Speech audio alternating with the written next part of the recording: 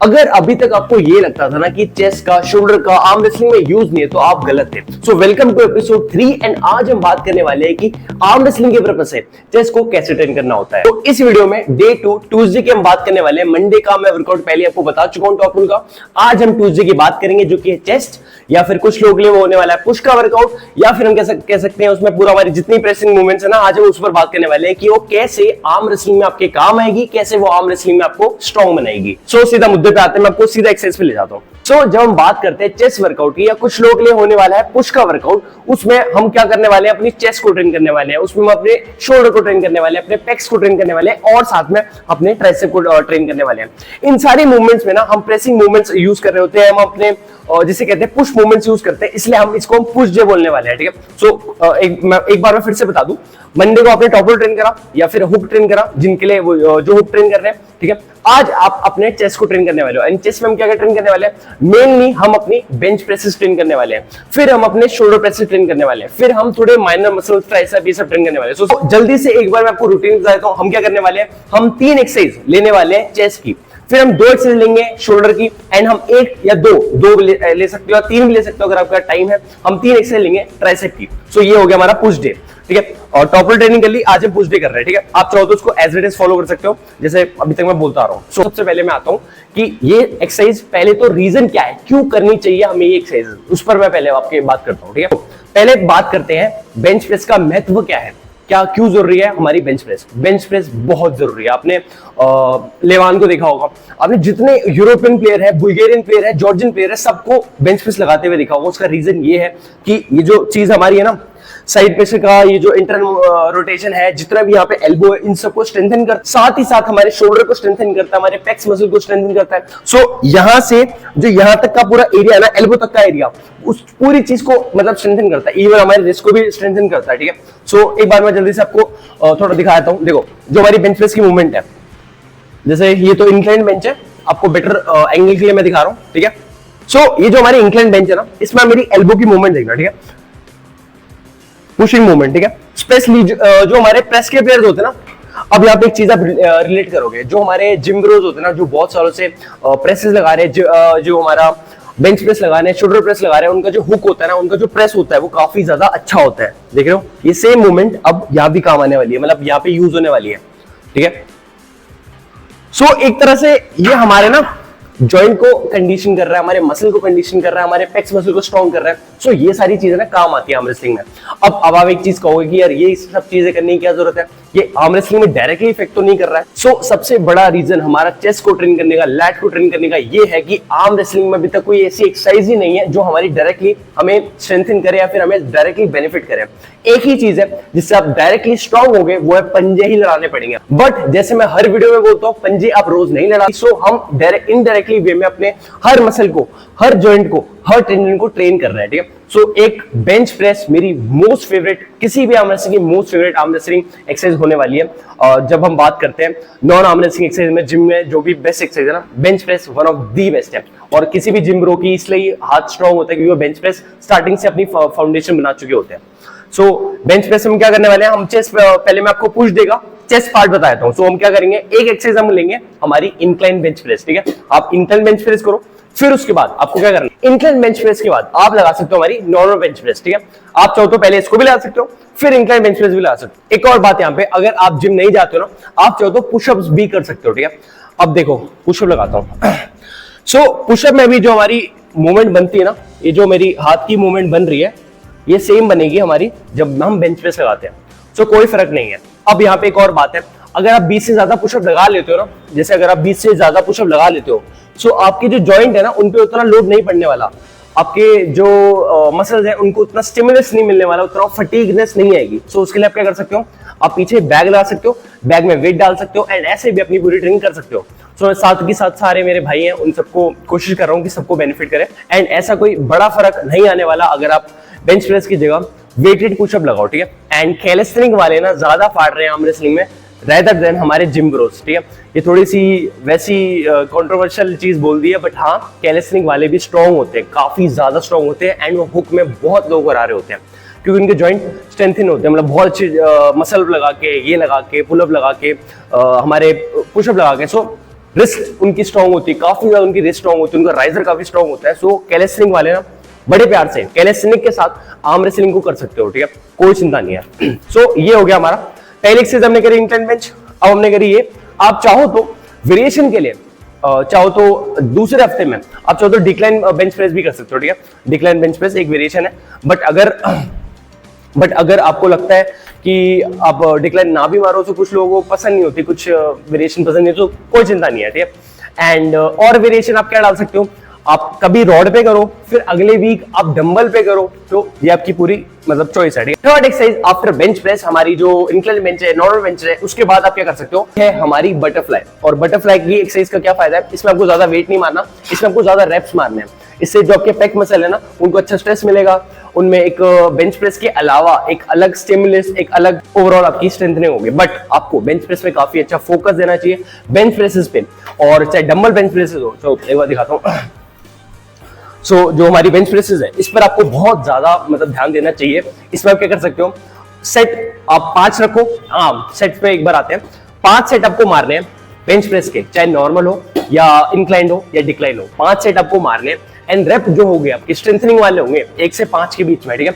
एक बार मैं आपको रेप रेंज का भी बताता हूँ, क्या बोलता रहता हूँ मैं। 1 से जो 6 के रेप्स होते हैं ना, वो होते हैं हमारे स्ट्रेंथ वाले रेप्स, ठीक है।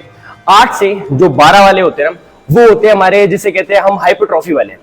एंड 12 के बाद जो 20 प्लस वाले जो रेप्स होते हैं, वो होते हैं हमारे एंडोरेंस वाले, ठीक है। अब चेस्ट वाले दिन आपको यही फोकस देना है कि आप अपनी बेंच प्रेस को जितना आप हो सके ना, उतना आप मतलब हार्ड जाओ, उतना आपके जितने कम रेप्स हो, जितने आपके सेट ज्यादा हो, उस पर आपको ज्यादा फोकस देना है। ज्यादा आप हैवी वेट मारो, एंड ज्यादा जिससे ऐसे कहते ना, ऐसे वाली जो हालत हो जाती है, एकदम हाथ हिल रहा होता है, ऐसे आपको अपनी बेंच प्रेस को ट्रेन करना है, क्योंकि तभी आपके टेंडन पे लोड आएगा, वरना आपके मसल पे लोड आएगा। आपको एंडोरेंस वाला वर्कआउट मत करना, ठीक है। एंडोरेंस वाला वर्कआउट क्या होता है, ज्यादा रैप मार रहे हैं, एंड वो बॉडी बिल्डिंग में ज्यादा काम आता है। हमारे आर्म रेसलिंग में हमें पूरा जिसे कहते हैं ना फटीग करना होता है, हमें पूरा अपने 100% तक से छू के वापस आना होता है, ठीक है। सो ये हो गया हमारा चेस्ट का पार्ट, इतना है हमारा चेस्ट का पार्ट। अब आते हैं थोड़ा शोल्डर पे। शोल्डर के लिए 2 बेसिक एक्सरसाइज शोल्डर के लिए, क्योंकि शोल्डर भी बहुत ज्यादा इंपॉर्टेंट है। शोल्डर मतलब जो सबसे ज्यादा इंजरी मेरे को लगता है आफ्टर एल्बो या रिस्ट, वो है शोल्डर पे आती है। कुछ लोगों तो ज्यादा शोल्डर पे आती है क्योंकि उनके शोल्डर वीक होते हैं, ठीक है। जो हमारा यहाँ पे जितने भी इंपिंजमेंट होती है वो आती है, एसी जॉइंट मतलब डिसलोकेशन, जितना भी चीज है ना, हमारी इंटर रोटेशन वीक होना, एक्सटर्नल रोटेशन वीक होना, जिस वजह से हमारा साइड प्रेशर जो होता है ना, वो भी सफर करता है, वो भी इफेक्ट करता है, ठीक है। सो शोल्डर के लिए बेसिक से जो मुझे लगती है, आप तो रॉड पे भी कर सकते हो या फिर स्क्वाट ट्रैक पे भी कर सकते हो, रॉड पे, या तो आप डंबल पे भी कर सकते हो। आई मीन जो कि ये वाली है सिंपली हमारी प्रेस, ठीक है। ये जो हमारी शोल्डर प्रेस है, बेस्ट एक्सरसाइज है, ऑल्सो मेरी फेवरेट है। सो इस पर भी जो आपके रेप्स होने चाहिए वो 6 से 8 के बीच में होने चाहिए, एंड आपके सेट्स जो होने चाहिए थोड़े ज्यादा होने चाहिए। पुश में आपको चेस्ट मारी, शोल्डर मारा। अब नेक्स्ट एक्सरसाइज जो आप कर सकते हो वो है डंबल के साथ। नेक्स्ट एक्सरसाइज जो कि बहुत इंपॉर्टेंट है आपके शोल्डर की कंडीशनिंग के लिए, वो है हमारे साइड रेजेस, ठीक है। ये वाली साइड रेजेस, ठीक है। इसको बहुत कम वेट के साथ, ज्यादा रेप्स के साथ आपको मारना है, ठीक है। एंड फॉर्म भी परफेक्ट होनी चाहिए। इस वीडियो में हम फॉर्म में बात उतनी नहीं करूंगा क्योंकि वीडियो ज्यादा लंबा हो जाएगा, क्योंकि ये मेरा नीच भी नहीं है। सो फॉर्म के लिए बेसिकली फॉर्म क्या ही है, ठीक है। डंबल ऐसे रखना है आपको, शोल्डर जो आपके हैं, मतलब कुछ लोग ऐसे सीधा प्रेफर करते हैं, कुछ लोग थोड़ा सा अपने एल्बो को बेंड प्रेफर करते हैं, बट एट द एंड आपके जो शोल्डर ना, वो टारगेट होने चाहिए अच्छे से। सो उसके लिए मैं कैसे करता हूँ, मैं इसको लेता हूँ सामने की तरफ, एंड ये, ठीक है। इसमें मेरा जो एल्बो है वो थोड़ी बेंड है, मैं ऐसी प्रेफर करता हूँ। कुछ लोग सीधा करते हैं, वो आपकी मर्जी है, जिसमें आपको ज्यादा अच्छा फील हो। ये तो एक्सपीरियंस की बात है। सो जो भी है, ठीक है। ये हमारा दूसरी एक्सरसाइज शोल्डर के लिए। अब इसमें भी आप शोल्डर की और भी बहुत सारी एक्सरसाइज है, बट ये 2 एक्सरसाइज मस्ट है, एंड मेरे हिसाब से इनफ है, इतना ही मैं करता हूँ, एंड बाकी आपकी मर्जी। सो ये था हमारा शोल्डर एंड चेस्ट। अब बात करते हैं हमारे ट्राइसेप की। ट्राइसेप की हम 2 एक्सरसाइज करेंगे, और ये बेस्ट एक्सरसाइज है मेरे हिसाब से, ठीक है। पहली तो है हमारी tricep push down, I hope सबने करी हुई है, और मतलब देखी तो हुई एटलीस्ट, ठीक है। सो जो कि है ये वाली ट्राइसेप पुश डाउन, ठीक है। इसमें आपको यार रेप ज्यादा जाना चाहिए, इसमें हमको हैवी वेट वो आपकी मर्जी है, ठीक है। बट आपको करनी, ये एक्सरसाइज तो करनी है, बाकी आपका अप्रोच जो है, इसमें 4 सेट आप मारो। नेक्स्ट एक्सरसाइज जो है हमारी, वो है इसके साथ, रोप के साथ। अटैचमेंट चेंज करेंगे, एंड ये वाली आई होप आपको पता है, ठीक है। सो ये है हमारे, इसके इन दोनों एक्सरसाइज के हम 4 सेट करेंगे। 8 से 12 रेप्स के बीच में हम एम करेंगे।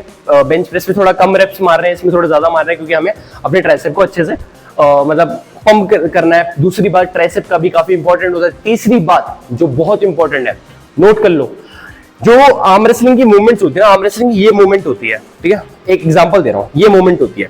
अब इसी मूवमेंट को मैं उल्टा करूंगा, ये साइड प्रेशर है, इसको मैं उल्टा करूंगा ना, मेरे हाथ को एक रिहैब मिलेगा, एक आराम मिलेगा। सो दोनों मूवमेंट्स को ना ट्रेन करना बहुत जरूरी है। मतलब आप अगर आप सोचोगे ना कि साइड पे से ट्रेन कर रहा हूं, नहीं, वीक में आपको 2 सेट, मतलब जैसे आपका साइड पे से ट्रेन कर लो, फॉर एग्जांपल आपको उल्टे सेट्स भी मारने चाहिए। अब आप बैक पे से ट्रेन कर रहे हो ना, आपको क्या करना चाहिए, उल्टी मूवमेंट इसकी क्या होनी चाहिए, मतलब जो ट्राइसेप पे, ठीक है। सो ये, ठीक है, ये सब आपको ट्रेन करना है। इससे क्या होगा ना, आपके जो टेंडन्स है उसमें पहले ब्लड फ्लो जाएगा एंड बिना आपकी जो इंजरी है उन्हें हैम्पर, जैसे मान के चलो मैंने बैक पे से मारा अभी भी, ठीक है, मारा, ठीक है। अब मान लेते हैं यहाँ पे मेरे थोड़े टीयर्स आ गए, लिगामेंट्स में टीयर आते हैं तभी वो रिपेयर होते हैं, तभी वो ठीक होते हैं, ठीक है। रिपेयर मतलब टीयर आ गया। अब मैं क्या करूंगा ना, अगर मैं उसकी उल्टी मूवमेंट को ट्रेन करूंगा, अगर मैं ये ट्रेन करूंगा, तो एक तरह से वहां ब्लड फ्लो जाएगा बिना मेरे टेंडन्स को वापस छेड़छाड़ या फिर उनकी उंगली करे हुए, ठीक है। वैसी साइड प्रेशर में मैं साइड प्रेशर मार रहा हूं, ठीक है। अब मैं अगर उल्टी चीज करूंगा ना, जैसे एग्जांपल दिखाता हूं, ये होता है, यही हैंडल में यूज कर रहा हूं, ठीक है, जस्ट एग्जांपल के लिए। ये साइड प्रेशर, ठीक है, साइड की तरफ मूवमेंट है, ये साइड प्रेशर है, ठीक है। अब इसी को उल्टा मैं मारूंगा, मान लेते हैं मैंने ट्रेनिंग कर ली, बहुत हैवी साइड प्रेशर मैंने अभी भी मारा, मान लेते हैं।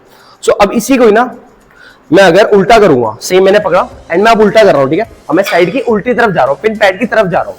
आई होप आप इमेजिन कर पा रहे हो, मैं पिन पैड की तरफ जा रहा हूं। सो इससे क्या होगा ना, मेरे पहले तो ब्लड फ्लो जाएगा, ठीक है, एंड जिन में मैंने उंगली करी है, जिन लिगामेंट्स में मैंने पूरा टारगेट करा, उनको हर्ट करा है ना, उनमें हर्ट नहीं करूंगा मैं, उल्टा में मैं ब्लड फ्लो दूंगा। सो आई होप आपको समझ आओ, अगर इस पॉइंट का ध्यान रखना। सो ऐसे ही हमें अपना कूल डाउन करना होता है, मतलब जैसे आपने पूरा वर्कआउट मान लिया, सो वर्कआउट के बाद ये सारी मूवमेंट्स को करो, उल्टी मूवमेंट्स को करो, ठीक है। सो आई होप ये काफी अच्छी इंपॉर्टेंट एडवाइस थी जो कि मैंने आपको अपने एक्सपीरियंस से दी है, जिससे आपको इंजरी ना आए। सो नोट करो, ये कोई फालतू एडवाइस नहीं है, ठीक है। मैं अपना एक्सपीरियंस पूरा देने की कोशिश कर रहा हूँ, चाहे मेरे को जितना आता है, ठीक है। सो आई होप आपको समझ आया। यही है हमारा वर्कआउट, चेस्ट की 3 एक्सरसाइज और शोल्डर की 2 एक्सरसाइज, ट्राइसेप की 2 एक्सरसाइज। ये आपको करना है अगर आप पुश डे कर रहे हो, अगर आप सिर्फ पुश डे कर रहे हो। अगर आपके पास टाइम है, आप मंडे को करो अपना मैक्स, जो आप मैंने अभी बताया आपको ट्रॉपल का, ठीक है, वो करो, ठीक है, वो आपने सुबह करा, ठीक है। अब आप शाम को जिम आओ, अगर आपका इतना टाइम है, आप 2 बार जिम आ सकते हो, या फिर आप घर पे करते हो, फिर आप 1 बार शाम को करते हो, तो आप शाम को आओ, मंडे को आप अपना नॉर्मल ब्रो स्प्लिट फॉलो करो। मंडे को चेस्ट मारो, ट्यूसडे को बैक मारो, वो आप अपना करो। बट अगर आपका टाइम नहीं है, ऐसे भी चलेगा, सही है। आप ट्यूसडे को आओ, ये तीनों ग्रुप को मारो, चेस्ट को मारो, शोल्डर को मारो, ट्राइसेप को मारो, डन। सो हो गया हमारा पुश डे। आई होप आपको सीरीज पसंद आ रही है, आपको नॉलेज पसंद आ रही है, आपको समझ आ रहा है। ऐसे हमें ट्रेन करना होता है, ऐसे हम ग्रो करते हैं बिना इंजरी लिए। एंड कोई बेवकूफी मत करना, हैवी वेट पे ज्यादा वो मत करना, धीरे धीरे आप ओवरलोड करो एंड अपने जो पीआर्स होते हैं उन्हें नोट रखो, क्योंकि हम अभी काम करने वाले हैं। सो ये था एपिसोड 3। आई होप आपको पसंद आया हो। अगर पसंद आया तो लाइक मार देना, कोई डाउट रह गया हो उसे भी कमेंट में करना, क्योंकि मैं उन डाउट्स को आगे वीडियोस में क्लियर करूंगा। मैं ऐसे वीडियोस का आता रहूंगा। This video short, thanks for watching. और ऐसे अपनी चेस्ट को ट्रेन करना होता है। Peace out.